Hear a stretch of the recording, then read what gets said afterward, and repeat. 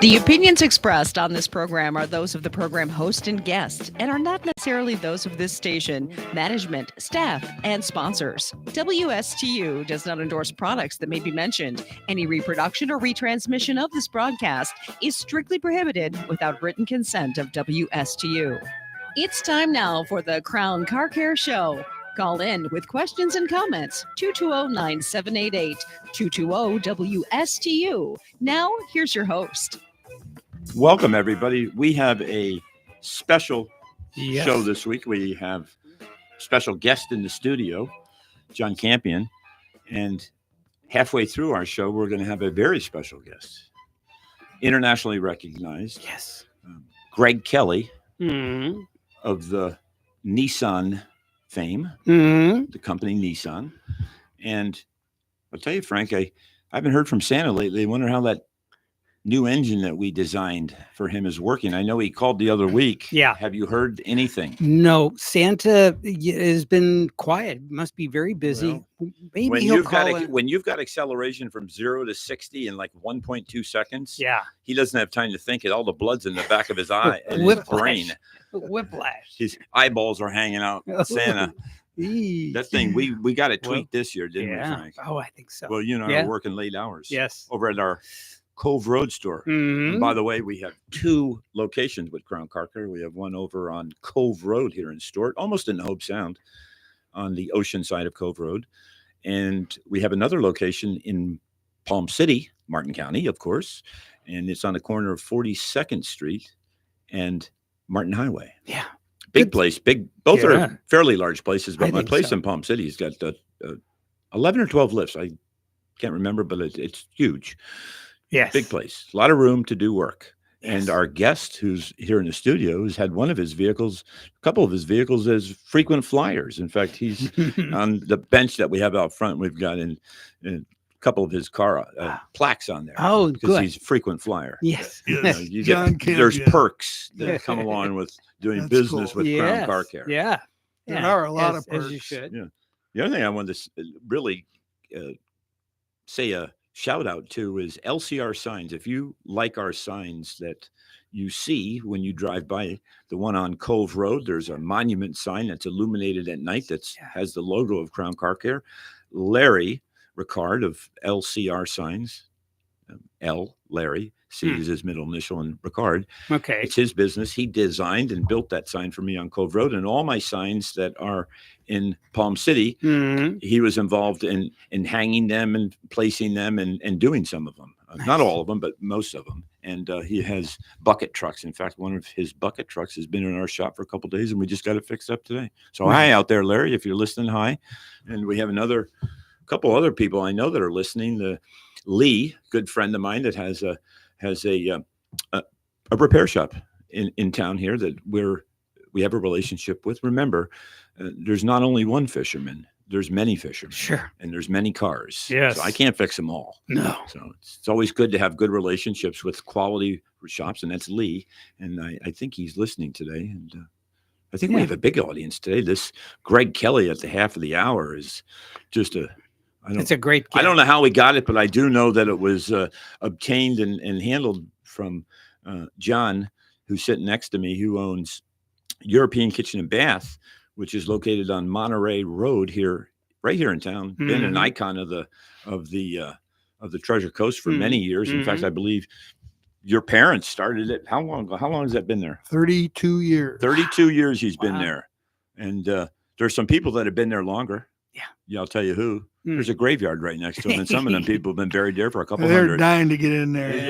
Yeah. Well done. And he has a good billboard sign that he always has something funny. And it was a Santa joke that I called you about that this week. Yeah, my wife went driving by so fast yesterday when I was there. Because I was trying to crane back and look at it, but it is pretty funny. And Lynn, my office manager, is the one who comes up with these great sense of humor. Good stuff. Good stuff. And Frank, my sidekick's right here. He's always with me. He's the one that we've been working many hours getting this propulsion system set up. If you ever seen the movie Elf, we were integral in that system that allowed him to fly. It flew not only on magic, goodwill, and Santa's blessings with his elves, but also the spirit of the children and the people that want the Christmas spirit. If you remember in the movie, it started to waver a little bit until people started singing. Yes, so, and they so got maybe, the Christmas spirit. Maybe at the end of the show, the three of us will do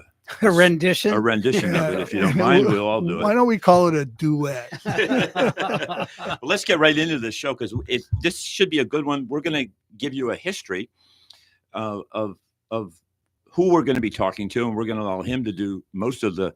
We're going to ask him some questions, and we're going to find out about Greg Kelly. But let's talk about Carlos Ghosn. Right. There is an S, but I believe it's silent. It's Ghosn. Carlos Ghosn is he's Brazilian born. Mm-hmm. He speaks 5 or 4 languages. He started his career at Michelin, and I'm going to start building up his career. And many of you have heard he was the man in the news several years ago that escaped from Japan from what he contended was illegal detention without just cause. And it was a James Bond type escape, and we could talk a whole hour just on his escape because it's fascinating the amount of. In fact, actually, we'll talk about it a little bit. The 2 gentlemen that helped him, the brothers, was their Brothers is their last name. Both of them, that it was a father-son. Father-son. Fox is the name of the company that they have. They're both ex-Green Berets, and they did an operation. And Carlos paid them the sum of, rumor is it over $1 million to get him taken out, extracted from what he felt was wrongful arrest and just horrible conditions. And we'll talk about that maybe with Greg Kelly, and I can get into a little bit on this background. But Carlos Ghosn is a larger than life figure. He is somebody who, when walks into a room, all the oxygen leaves and he walks in. He's a genius. He has a degree in engineering. If you didn't know, he started his career at Michelin, 18 years. He was at Michelin. At 30, he was the COO, and that's the Chief Operation Officer of the South American operations. 2 years later, he became the president and COO of North American Michelin operations. And from his onset at Michelin, he's done nothing but turn profit for, obviously, Michelin. He's reinvented manufacturing processes. He saved money.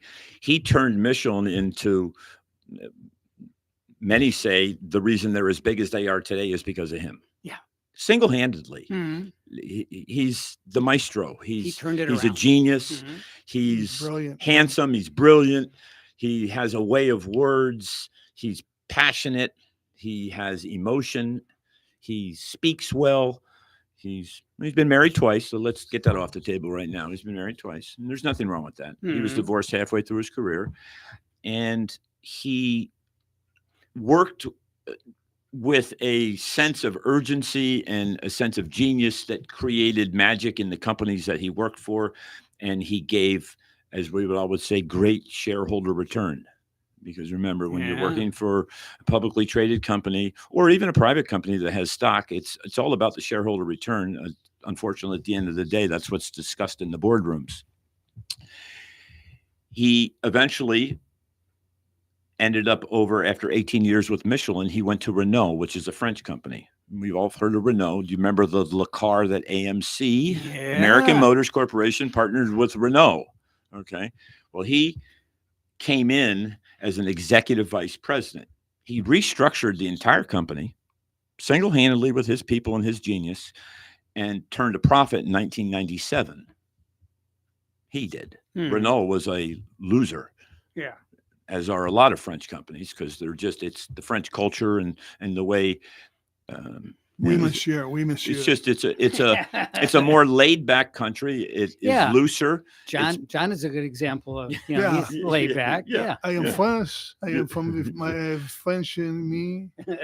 My name is Pierre Lepew. Was that a skunk on a cartoon? I believe Pierre Lepew. Right. That's right. Yeah. He then became CEO and privatized the company. Privatized it. Him and his people. Right. And this is where, not this, but Greg Kelly was one of the people that worked around him Mhm. that were part of his genius. Because remember, when you have that type of ability to walk into a company with thousands of employees and command attention, Mm. there's always people around you that listen, execute, and do part of the directive of what he as the leader is saying and wanting. Right. And the genius is also comes from those people. And I believe that will be Greg Kelly as well when we speak with him. He was with Renault. And in 1990, Renault, and this is where this Nissan comes into play. Mm. Okay, because Michelin, Mhm. Renault, Right. Nissan in 1990 purchased 36.8% of Nissan. 36.8%. Okay. So now you have a French company and a Japanese company. Right. Okay, now let's That's- analyze this for about 30 seconds here. Well, yeah. Okay, A little Japan over a is third. structured. Mhm. Japanese companies are structured. Mhm. They are all about Kaizen. After World War II, remember Edward Demings was hired by the federal government, who was a engineer over at GM, to come in and build the quality in the Japanese product. And we can thank Edward Demings and the ending of World War II for the high quality that Japan has today. Edward Demings, look it up, people. He's a smart man. Many books written about him. Process improvement. In 1999, he took on dual roles. He was the CEO of Renault. This is Carlos. Yes. Okay. He was also the COO, Chief Operations Officer of Nissan. Okay. That's big. Yeah. Okay. Because remember, Renault owns 36.8% of Nissan. So now you've got two big companies. Two boards. Two big companies, two Right. global 500 companies. Now remember, Renault is private. Okay. We said that they privatize. They're private. Okay. But Nissan, public. Okay. Yep. So he's two dual roles. Yep. Okay. And that's not an easy hat to wear. There's two hats you got to wear, and you're dealing with two different cultures in extremes. Okay. Right. Japan is an extreme culture. And this is what I hope to get into with Greg and part of his story as to the why. And I'm going to give a little footnote here when I get to what I think the why is, or at least we'll take note of it. And he, in 2001, he became the CEO of Nissan and the CEO of Renault. Now you have two CEO roles. Right. One man. It's not easy. No. And remember, when you're larger than life, your persona, your lifestyle, how you do in public, what you do in public is larger than life. Everyone remember this. Right. Because it comes into play with what we're going to talk about with Greg Kelly, right? When you hire somebody to come into your organization and bail you out because you're bleeding cash, you know what you've got when you hired him, right? Big. Yeah. And when big, just like Rodney Dangerfield. Remember in the movie Rodney Dangerfield when it was with the golf course? What was that movie called? He pulled up in that big old yacht. Caddyshack. Okay. Yeah. Okay. Caddyshack. Pulled up in the big yacht. Remember the wave and the dock. And remember when he was in the pro store, he had the big golf bag. Yeah. That's Carlos. Yeah. Okay. Yeah. That's how Carlos lived. But what did he do? He restructured Michelin, Renault, and now Nissan. So sometimes now Nissan was at that time was bleeding hard, but worse than these other two. Right. Two. They had a debt of $20 billion US. 3 out of the 46 models that Nissan made were the only ones that are profitable. So 43 models out of the 46 they lost money on. This is prior to Carlos coming in. Right. Okay. Let's get to his first year. Okay. I've got note cards here. I've been researching this diligently for days and hours. He started this plan. It was called the Nissan Revival Plan, the NRP. Okay. How are we doing on time? Because I don't want to kill this thing. A little under 5 minutes. Okay, 5 minutes. I'm going to move along here. So Goshen's plan is in October of 1999. He called for profitability in the year 2000. In 2002, his profit margin was 4.5% profit. Okay, 4.5% of gross Wow. profit. Mm. And in 2002, and he started this program in 2000, and by the end of 2002, he had a 50% reduction in debt. And I told you what the debt was, 20 billion. Right. He reduced it in half in what? 1 year, actually. 2001, he became the COO, and that was when the plan took place. In 2002, he reduced it by half in 1 year. Right. He knocked that debt down to 20 billion. Okay. But here's something that take note of this. Just remember this. He defeated the Japanese business ethic and etiquette, and he eliminated seniority and age promotion in the culture of Nissan. Remember that. Everyone keep that. All you listeners out there, keep that in the back of your heads. Right. Okay. Because this comes into play here. Vengeance is an awful word. Yeah. Okay. He dismantled Keiretsu, which was interlocking directorates and businesses that are associated as suppliers in the supply chain to Nissan. And they're all around the hub of a central bank, a core bank. Okay. He dismantled it. Okay. That came into place in 1950, people, because after World War II, they eliminated a system. This is a Japanese word, zabatsu, which is the hierarchical of vertical integration, which would be what Henry Ford did. You own the means of production. So in 1950, it changed to interlocking directorates where a supplier would have a seat on your board and you would have a board on his board. And there was a lot of nepotism and age promotions. And you know what happens to that? After a few years, it gets bloated and you lose your booty. Yeah. You lose money. Yes. He eliminated that. Yeah. So do you think people were happy at the time? Probably not. Do you think the shareholders were happy? Probably yes. Who does the CEO work for? The shareholders? Darn right he Yeah, does. yeah. Darn right he does. Yeah. Okay. Let's Good keep that in answers, mind. Frank. Yeah, good. Let's all keep this in mind, people. I'm a student. Because remember, if you're living larger than life and you're a superhero, and I say, come into my business, all the shareholders say, come aboard. I want you to save my business. Right. But we know what we got, a Rodney Dangerfield that has a big old boat and a big golf bag bigger than everybody else. Right. But he can turn you around. And he did do that. Mm-hmm. Keep that in mind. Mm-hmm. Okay? I think he had a keg of beer in that bag. Yeah, well, maybe. What- Could have been what- bigger. What kind? I don't know. I think Cow, it was, something that cow up in my son. What is it? black cow, Black cow. Black Yeah. cow. Okay. Yeah, okay. Isn't So- that manure? spotted cow. Okay, spotted cow. Yeah, there you go. Okay. So Black cow. in the spring of 2003, he announced there was no debt at all, people. Yeah. That's what, Wow. 2 years after he took over. Yeah. 2003. It's 2 years. Well, basically 3. He announced it in 2003, but it was for the operating year of 2002. There I it will is. say that. Okay. Okay. In 2005, he became the president and CEO of Renault. Let's get some real quick. There was 1 a minute. spy scandal he was involved in 2011 with Nice. Renault. That's a whole nother Wow. rabbit hole to go down, and we're not going to Woo. go down that rabbit hole tonight, people. Okay. Okay. 2017, he steps down as CEO of Nissan. Steps down.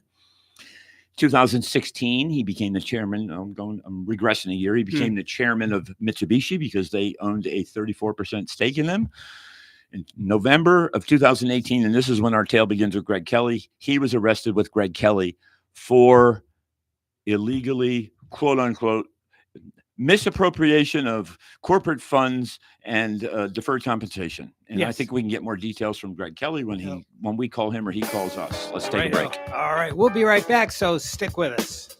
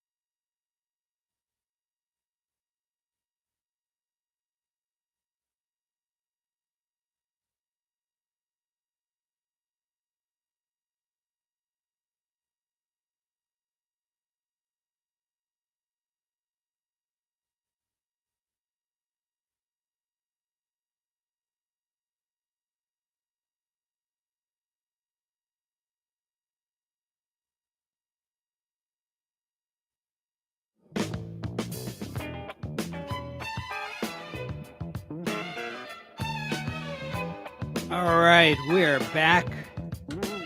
You're listening to the Crown Car Care Hour. And here's Jon Campion. We got a caller on our newsmaker line, but here's John. I'm assuming that caller is Greg. I think that's probably a good assumption, but yes. Are you there, Greg? Yes, I am. All right, stand by. Welcome aboard, Greg. Yes. Yeah, nice to get on board with you guys. Well, thanks. We've waited a while for this. This is John speaking, and of course, we got Frank here and Todd. And Todd had on the first part of the show, Greg, he was kind of telling the Carl story. Got up to about 2018, which is when you were subjugated. But I was just going to introduce you to the listening audience that you were. Greg and his wife Dee were I still wish you were my neighbors in Brentwood, Tennessee, a suburb of Nashville. And when all this stuff was happening over there, we were getting blurbs through the news feeds about what was going on with Greg, and he's going to tell the story of going over there, and the fact that I heard Frank and Todd speaking one night on the radio show talking about Todd had gotten the Great Escape. Yeah, he had gotten the news out of automotive news.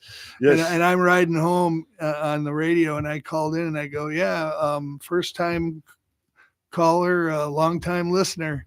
And I said, hey, you guys, I know this guy. He was my neighbor in Nashville. And they're like, what? Yes. So we got to have more. Greg, this is Todd. I wanted to say, I wanted to congratulate you. I've done a little research, and back in, I believe, 1988, you were the first American on Nissan board. Is that correct? That's correct. Fabulous. And the other thing I wanted to say is well, you have a lot in common with John. You and I have a little bit in common. I am a Chicago boy. I know you got your law degree over there at Loyola, and Sure. I grew up in Illinois. I went to University of Illinois. I've also lived in Nashville. In fact, I'll tell you real quickly, the reason I moved to Nashville was to try to get a job with Nissan. I even took Japanese up there to learn the language. I was unsuccessful in getting a job there, and I ended up opening my businesses down here. But the other thing I wanted to say, just so you have a commonality link with me, is I worked for a company as a senior accountant with the management consultancy group, Proudfoot Consulting, also known as, and our clients at the time, I believe we had Renault, I believe we had Nissan, and I was in charge of paying all the deferred compensation to not only the boards of directors of those companies or the people that would bring us the business, but also the executives in the company that I work for, which was publicly traded on the London Stock Exchange. I was heavily in bed with this deferred compensation, and in my research, it appears that's what the issue is at hand. And I'd like you to, if you would, I'll ask you your first question. Habeas corpus. Do you feel like your rights when you were lured over there, and I'm going to use the word lured because from what I've read, you were lured. Do you feel like your rights were suspended as an American going over there, not knowing what you were walking into, and then finding out and going into solitary confinement? Take the radio. Well, Todd, first, what you just described, we do have a lot of commonalities, which is fascinating. What happened to me, there is an extradition treaty between Japan and the U.S. So, for example, if Japan wants somebody extradited to Japan, they make a request to the U.S. Yep. So that would have been the channel that they should have followed if they thought they had a case. But what they did was they had one of the members of this coup at Nissan, tell me there was an urgent meeting in Japan and that he would send a private jet over and really in that way circumvented the extradition system because I would have never been extradited. That's correct. It almost, it has eerie reminders, and I'm just going to use this as a loose example. We have currently in some gulags here in Washington, D.C., some gentlemen that have had their rights detained, and they're currently, I believe, in some of them are in solitary confinement over some things that they claim they didn't do or weren't involved in, and they have no rights. And I find this interesting enough. I'm going to say it on here. The January 6th situation and how these people were arrested and the weaponization of the government seems eerily similar to your situation that you've been dealing with over there in Japan. Well, yeah, my situation in Japan was, if proper process had been followed, I would never have ended up in Japan. No, and I want you to speak about this. This seems to me, if there is anything, and it should have been handled, maybe it would have been in the news because it's Nissan and Renault, is a breach of contract or maybe a tort case. But I don't see how the Japanese government was even involved in this situation, or at least at first, it appears they've pierced the corporate veil of Nissan before anything else was even done. It's very odd to me. Right. Well, the situation in which I was involved, the matter which I was involved, was clearly, and I've been through a trial, and the evidence showed without a doubt, was not a criminal matter. It was a corporate matter. Correct. And really, under Japanese company law, should have gone to Nissan's board. Correct. And unfortunately, it didn't. And Carlos Ghosn was owed no money. And that was shown at trial, and there was no promise to pay him any money. Correct. And if this had gone to Nissan's board as required by the law, Carlos Ghosn would have simply told the board, I'm not owed any money. That's and right. The board then correctly concluded and determined that nothing needs to be reported because Ghosn's owed no money. And what we've been able to do, Todd, would have been to avoid, 5 years of turmoil, significant deterioration of performance, adverse effect on employees and shareholders. But unfortunately, that's not what happened.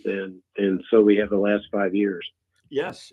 You were acquitted on 7 accounts, and they got you, they say they got you on the last one. That tells me that there was a motive that was, if you were exonerated or acquitted on 7, it was on an annual basis, wasn't it? 8 years total, if I'm not mistaken. Yeah, it was 8 years total. There was only one charge.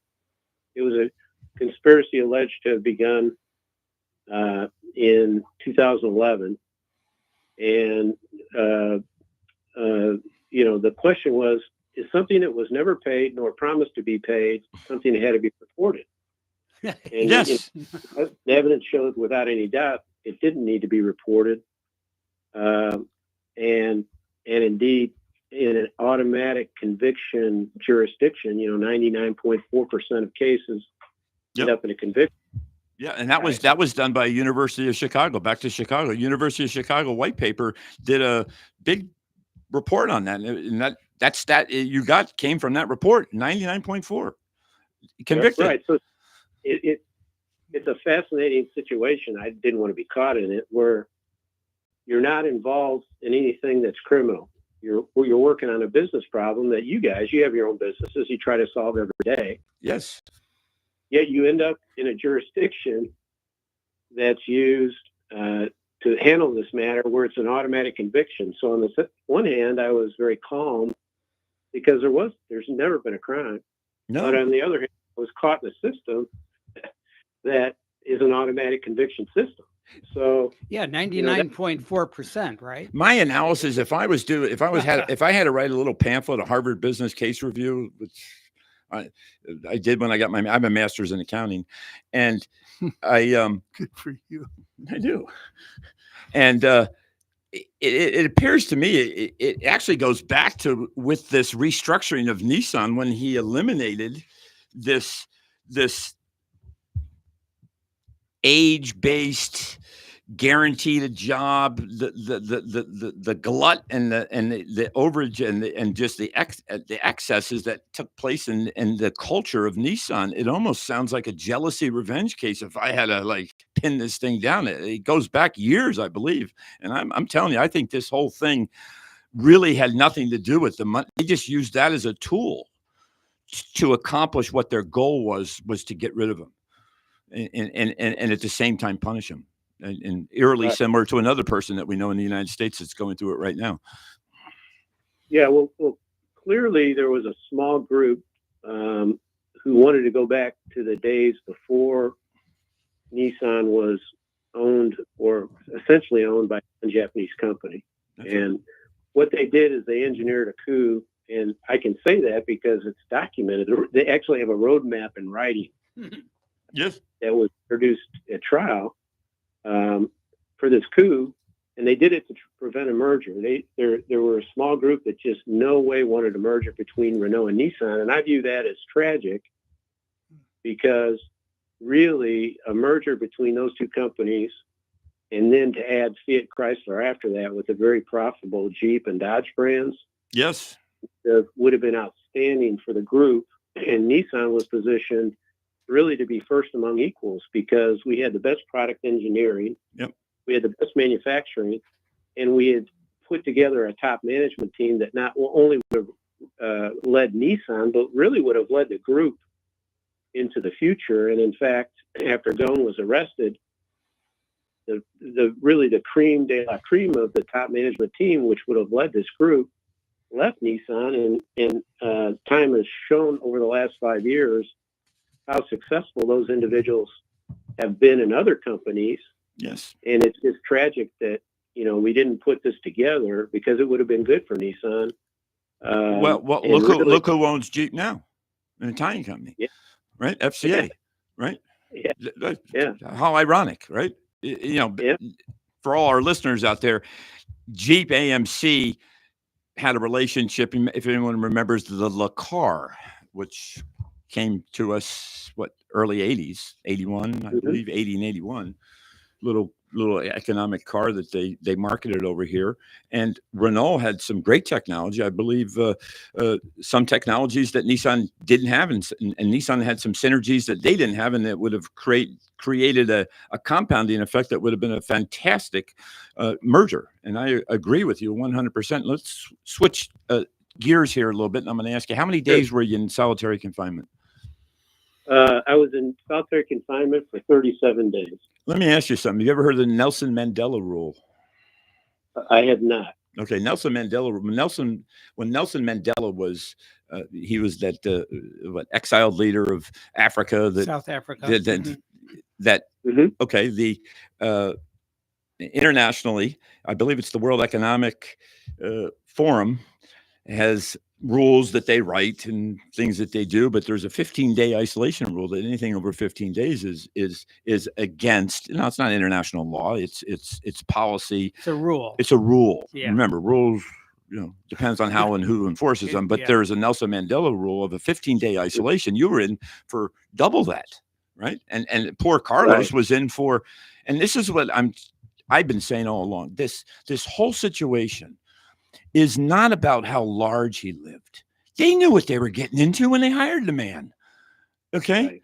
If you're going to bail out a company and cut $50 billion in debt in 2 years, and that's what he did, it's like the Rodney Dangerfield. He's going to have a big boat. He's going to have the biggest golf clubs in town in the golf bag. But what did he do? There'd be no Nissan if it wasn't for Carlos and you.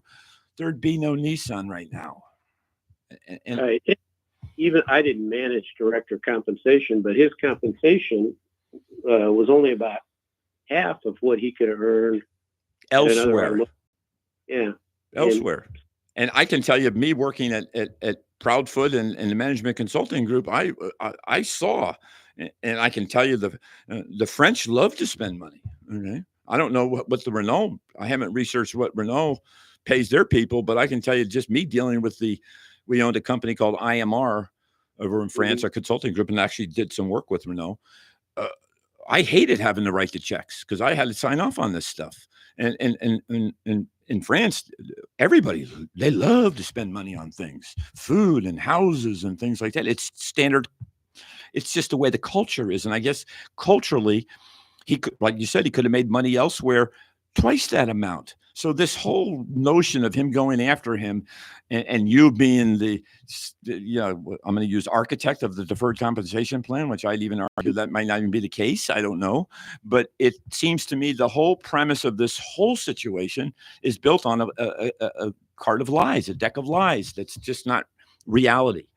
It shouldn't have happened in the first place. This whole thing was a weaponization to make Carlos and you spectacles, so they could probably go back to the same old of the way Nissan wanted it. Yeah, there was a group that wanted to go back 20 years. That's no right. question. That's right. That's right. And you were the patsies, or you were the pawns in the game. And it's tragic. I mean, when you were lured over there, weren't you to have neck surgery, but 3 or 4, 5 days later? Yeah, ironically, I was supposed to have neck fusion surgery on Pearl Harbor Day.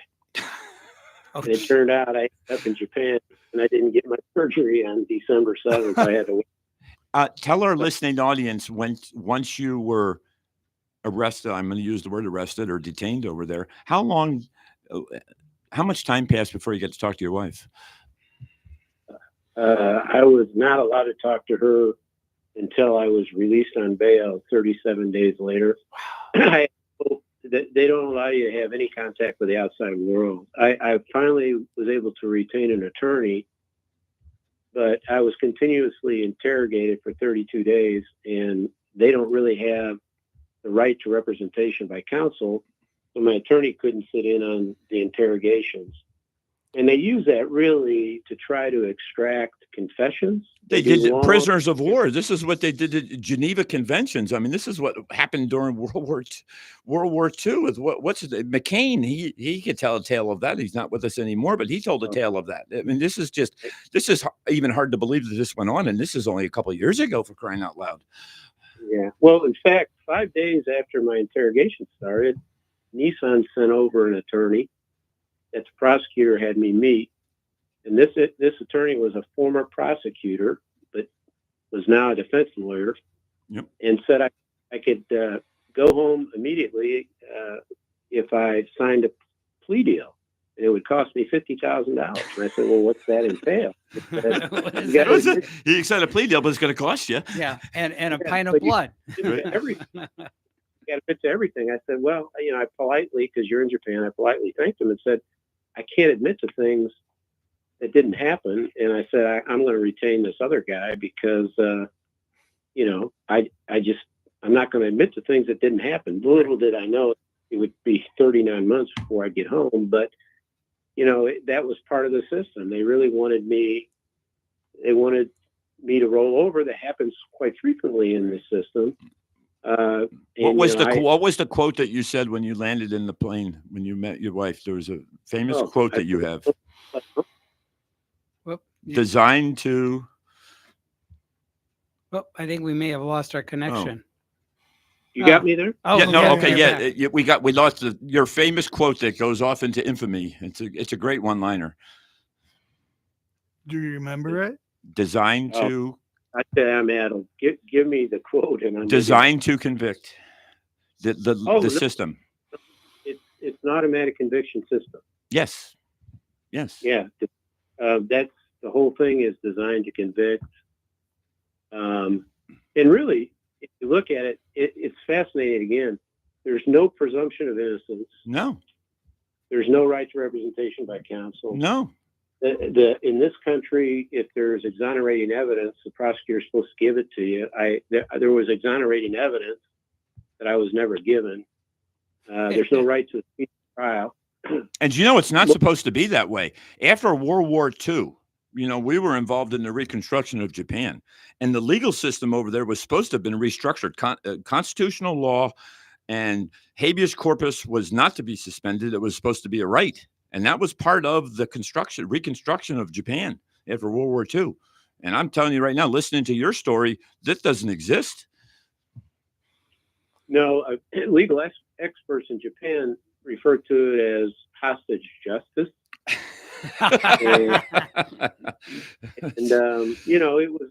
It was quite a challenging environment, to be involved in. I'm glad I'm home. There's no question like that. Oh my Hey, goodness! hey, And thank goodness.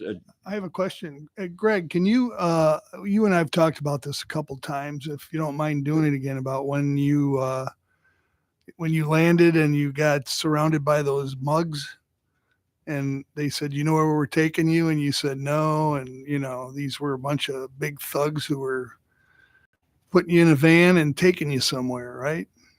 Yeah, yeah. In Japan, when you land, you're really, really tired. I mean, it's like a 14-hour flight, plus you're in another part of the world, so you're kind of jet lagged. And I used to get on the train or take the bus into Tokyo, but on this trip, they set up a car for me to be, or a van for me to be taken to the hotel so I could go to these meetings. And you took a charter flight, correct? You didn't fly on the. It was a charter flight, right? And that was an anomaly. You never had done that before. I'd never done a charter flight That's overseas, always commercial. So I get in this van, and the gentleman, after about 20 minutes, says, hey, I got to pull over and call my family. And if you know Japan, it's a task-oriented society. Yes. You never interrupt your task. That's right. So I thought this was a little unusual, but he pulls over, and all of a sudden 5 people just jump in the van. Wow. And they, I'm looking at him, and, what's going on? They said, we want to talk to you about careless compensation. I said, well, They're like, what? let's go to the hotel and we can talk about it. And no, we're going to take you somewhere else. They took me to the detention center, and, they strip searched me. And that night, even, they interrogated me. And this is the I'm going to use the government of Japan. This has nothing at this point to do with Nissan whatsoever. I mean, yes, it's the story of Nissan. It's the story of you working at Nissan. It's the story of a pay that you need to talk about. But now we have what I would say legal, nothing to do with the company at all. These are just, I'm assuming they're policemen or whatever they use over there. It was prosecutors, and it's just the way the system operates. But this is just odd. In today's world, we talk about kangaroo courts. I hear it all the time. In fact, if I turn the news on tonight, I may hear somebody. I don't know what his name is, but he's got a big swath of hair that curls on top of his head, and it's golden color. He always talks about the kangaroo courts. It sounds like you were in one. Yeah. So it's definitely an automatic conviction system. So yes. Well, were you involved in your acquittals on the 7? Were you directly involved? We all know that you do have a law degree. Were you involved in the creation, crafting, and the presentation of your defense in the courtroom? What was fascinating is much of the documentation was in English, and I have Japanese attorneys. And by the way, my Japanese attorneys are outstanding. There's a gentleman by the name of Kitamura-san, who's my lead attorney. He's probably one of the best trial attorneys in Japan. And he's in a system where he has both hands tied behind his back. Right. But he's one of the best trial attorneys that I've ever seen. And I was involved heavily because there was so many English language documents, and they know English, but the nuances and things of that. Right. And tying one document into another document because they read English here and over there. I had to do a lot of that. But in terms of developing how the witnesses would be questioned, that the Japanese team did that. Yes. And they're outstanding. I mean, they're just a really good team. And I was supported by an American team.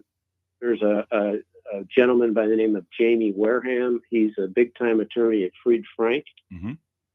He's a very, very, very good attorney, and he had a former person in his firm who happened to be married to a general and was living in Okinawa. Her name's Candace McPhillips. But she was right there in Japan, and they did a great job working with the Japanese attorneys, to develop a defense. Now, when the facts are all in your favor, and they were obviously. Right. But they had to get you on one because they had to make you. They had to get you on one. This is the whole point of what I'm trying to say. In my belief on what I have seen of this case, research of this case, and from talking with you, They had to get you on one though, because that was the whole point. They were doing this thing. Right. They would have to save face for Yes. themselves, right? Yes. Yeah, well, there that concept, you have to live in Japan to understand it, but the group controls everything. Yeah. The individual rights don't exist. Mm-hmm. One of the things that's very important is to save face in Japan. And so in much of what's done in Japan, it's all about how do you save somebody's face. And that is a part of the culture. It's ingrained in the culture. Who audited was KPMG your auditor for Nissan? KPMG did some work for us and some of the others, but I didn't deal with auditors much. I wasn't involved. I ran HR. Yes. But what I found interesting is part of this case is they kind of turned on Nissan on this. The auditor of Nissan. What I've read is that they say, well, we didn't approve of it. Almost like they were in bed with with Nissan as well as the government of Japan. Yeah, and what was fascinating, guys, was again, the case was about something that was never paid and never promised to be paid. So there were these unfinalized draft post-retirement documents that were prepared. Saikawa, who was CEO, and I, planning for the future, said, we'd love to have Gon after he retires consult for us and not compete. And so those documents were put together to review with Gon, but the court found that those documents, which they were, there was no legal obligation for Nissan to pay. With no legal obligation to pay, then there's no need to report. And we would have gone to the board for approval if we were going to follow through on it. And by the way, if there had been approval, it then would have been disclosed. Right. So that's some of the things that are just remarkable about this case. But the culture in Japan is different. Many times the logic's different. Yep. And so you can get caught up in that, and that's what we got caught up in. We got 3 minutes left, Greg. John, you have a question? Well, I just want to find out how he's plugged back in and gotten back to see his family and grandkids. Yeah. And how you doing there, bud? Quite frankly, I'm doing very good. I mean, it's still surreal to me. You get a hole in your life that's 3.5 years. But my wife is wonderful. John, you know her. Okay. I mean, she was with me every step of the way. She's an amazing woman. Persistent. She's just fantastic. And she was with me all the way. But I had family and friends writing congressmen, writing senators, protesting. It was just remarkable to me how many people in all walks of my life really came out to try to do what they could to support me. Senator Haggerty from Tennessee, Senator Blackburn from Tennessee, Senator Wicker from Mississippi, where Nissan has a large presence. They spoke out and said, look. You had a village speaking out in your behalf, not only before, during, and after, and still. Yeah, and so, I'm just unbelievably grateful to everybody. We spent a full year trying to, you felt like you're beat up a little bit when you got home. Yeah. Just with family and friends and just, thanking them for what they did for us. So we have 3 grandkids. Mm-hmm. And we spent a lot of time with them. Dee's mom is still doing well. In fact, we're up in Chicago right now with her.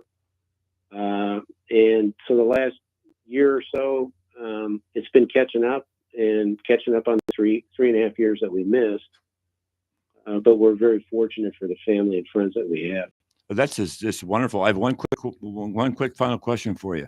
Mm-hmm. Nissan, of course, they couldn't be settled with you being acquitted on 7 and on 1, a suspended 6-month sentence. They're going after you for something else too, and that's Mula. How you doing on that one? Well, attorneys correctly have said there's no case. What Nissan did, there was a shareholder case. Yep. And when we requested documents in the U.S. that would show there was no coup and there was no underreporting of compensation, yep, they immediately settled the case. Oh, okay. So it's you don't have anything you're going to bed thinking about right now, other than the love of your family and how you're at home. Well, no. Then they went out and sued me in Japan for the settlement they made in the U.S. So they're suing me for $40 million. Oh, that's 4 times what or 3 times what the number I got is 12.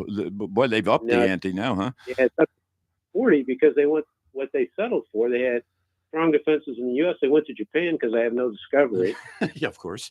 And the defenses I've got in the U.S. I wouldn't have in the U.S. and Japan. But it was a case that we were going to win here in the U.S. But they settled on going in my behalf too. Yeah. So they wouldn't have to give up those documents. So that's still a stressful part of our life. But we're just looking forward and spending all the time we can with the people we love. That's Very great. good. Greg, I just want to tell you, because we're running out of time. Sure. Todd, and on behalf of Todd and Frank and myself, we are so grateful for you giving us your time. And of course, can talk for hours, which I know you've done to a lot of people, but we don't want to wear you out. We don't want to abuse that friendship. Thank you so much for Yes. spending the time with us. Have a Merry Christmas. Say hi to all your family. I lived up there in Nashville, like I told you, and I kind of miss it up there. It's kind of nice, and I'm a little bit jealous. We love Florida, but I also love Tennessee. Well, it's great to talk to you guys.